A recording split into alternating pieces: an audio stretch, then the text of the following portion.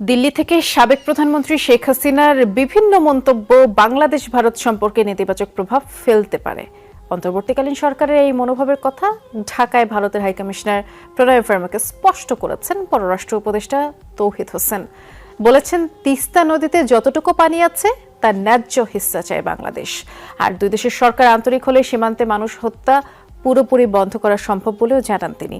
এদিকে জনগণের আকাঙ্ক্ষা ও নিরাপত্তা ইস্যুতে বর্তমান সরকারের সাথে কাজ করার প্রত্যয় জানিয়েছেন ভারতীয় হাইকমিশনার। সিলন ফ্যামিলি ব্লেন্ডের কড়ালিকার আর সতেজ স্বাদের পারফেক্ট ব্লেন্ডে স্বপ্নেরা মিলুক টানা। ডক্টর ইউনূসের নেতৃত্বাধীন অন্তর্বর্তীকালীন সরকারের পররাষ্ট্র উপদেষ্টার সাথে প্রথমে সাক্ষাৎ করতে আসেন ভারতের হাইকমিশনার। প্রায় ১৫ ঘন্টার সেই সাক্ষাতে উঠে আসে সব প্রসঙ্গ। হাইকমিশনার জানান, দুদেশের জনগণের স্বার্থেই ঢাকার পাশে থাকবে দিল্লি।